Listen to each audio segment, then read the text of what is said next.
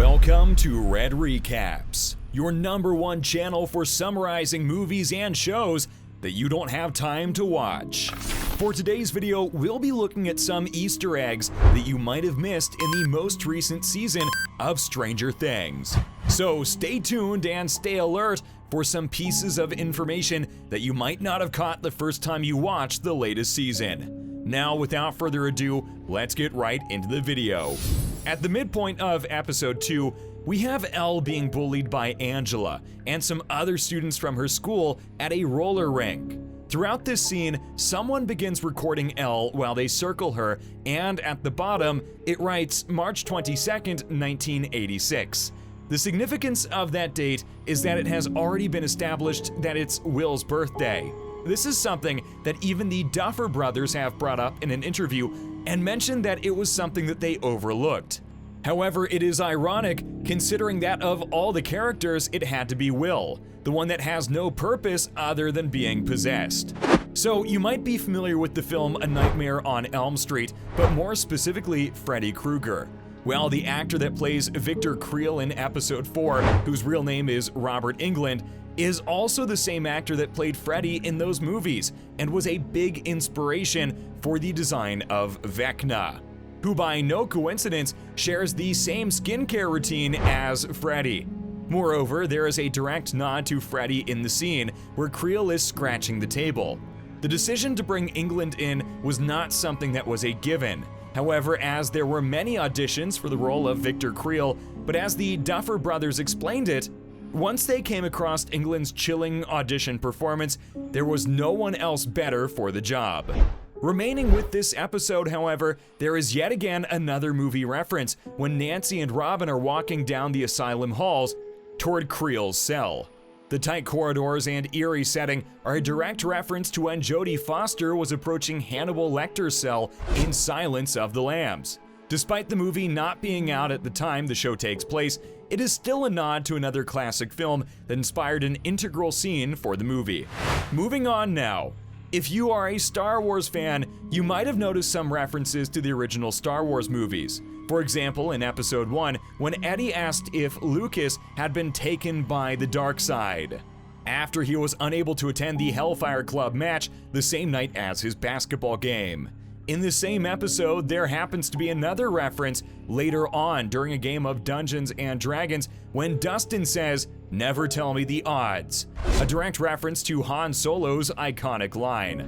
Also in episode 3, Will is seen watching Ewoks, the first animated Star Wars television show right before Eleven is taken in by the police. So the show openly embraces a lot of 80s things that younger audiences might not even recognize, but the creators authentically recreate something for those that did live through the 80s themselves. This next one here is a mixture of something you might have not given much thought to, but could also be hinting at the final creature that Eleven and the group will have to fight against in the next season. When Henry is drawing the Mind Flayer in the last episode of the season, it is a reference to the 3rd season, where the gang had to fight it and eventually defeat it. Now, Will also had a painting of his own that was relatively prominent in the season, as throughout the first 8 episodes he had been making it, and in the 8th episode, we finally get to see what it was. In this case, we can see 4 of the characters led by Mike fighting a dragon of sorts. Since all the villains, or more specifically the monsters from the show, have all been D&D characters, it might not be far-fetched to imagine that the characters will be encountering a dragon specifically. This dragon most likely being Tiamat, one of the most powerful Dungeon and Dragon villains, simply based on the drawing resembling the multi-headed monster from the lore. Now there is also Boris, who is a dragon, but does not have multiple heads, and might be far too powerful as it is the most lethal villain in the Rogues Gallery. Nevertheless, these are some things to consider heading into the final season.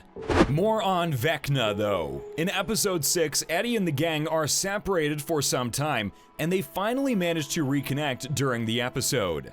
When we catch up with Eddie, however, he is stuck in the woods at a location called Skull Rock, which resembles Vecna's lair from the Dungeons and Dragons lore. Conveniently, the entrance to the gate for the underworld is also nearby this location, which is not something the show made an effort to point out, rather, it has any relation to the rock. Moreover, some fans might have missed this little Easter egg in the scene, not even noticing the oddly shaped rock in the first place. We'll take a turn off of Nerd Avenue for now, and if I may have your attention to this scene where Will is carrying an Alan Turing poster. For those of you who don't know, Alan Turing revolutionized technology forever as he created the Universal Turing Machine, which was the basis for the first computers ever.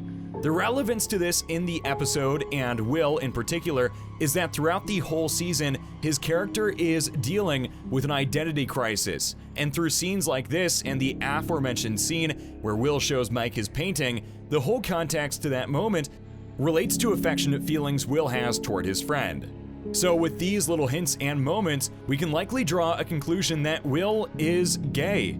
We hope this plotline gets paid off in the final season in a wholesome way, similar to the conversation he has with his brother Jonathan in episode 9. Back to the sci-fi of things. In the first episode of season 4, we encounter a reference to E.T. when Dustin calls around to find a fill-in for the Hellfire Club, and to the left of him on the payphone, you can see E.T. phone home written down. Although this is likely just another 80s reference thrown in for good measure, we think this could relate to Elle's journey throughout the show, in that she's going back to where she came from. Might be a bit of a stretch, but hey, stranger things have happened.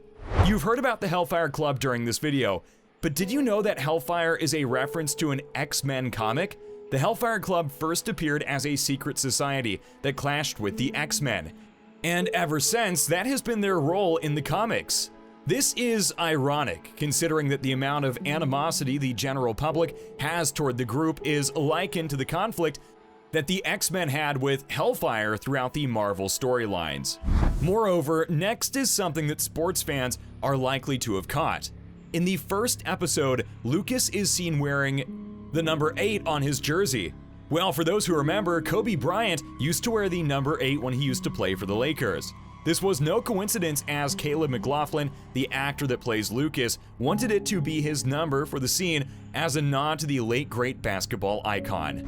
Next, yet another easy to miss detail is noticed while in Eddie's room at the very beginning of episode 8.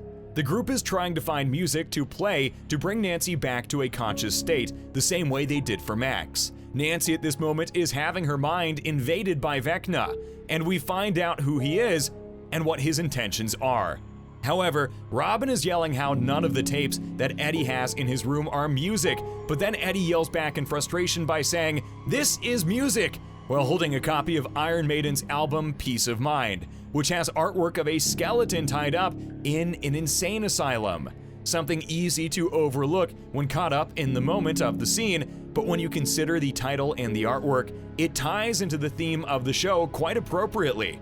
Alright, so seeing as there are not many more huge Easter eggs that can be gone further into depth on, we'll go through somewhat of a lightning round of little Easter eggs and reveals of things that are more throwaway references from the show. Let's get to it. So one scene that may or may not have been an intentional nod to Alien Resurrection is when Hopper, Joyce, and Murray are exploring the Russian prison, and they come across tubes with demogorgons in them. The reason being is that there is a scene in Resurrection that resembles the one from this episode, and even more so because Winona Ryder starred alongside Sigourney Weaver in that particular movie. A personal little favorite of ours from episode 8 is a reference to the 80s classic movie titled 16 Candles. When in the gun store, Robin spots her crush, Vicky speaking to her boyfriend, and the way she is dressed reminds us of Molly Ringwald from 16 Candles.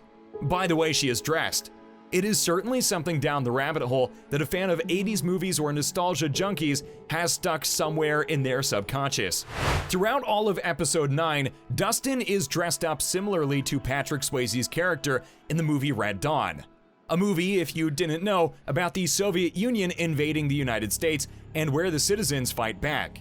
The parallels are obvious to the show because of the Russian involvement throughout all of the seasons of Stranger Things, but in this season alone, it is somewhat flipped upside down, as the Americans went to Russia and others went upside down.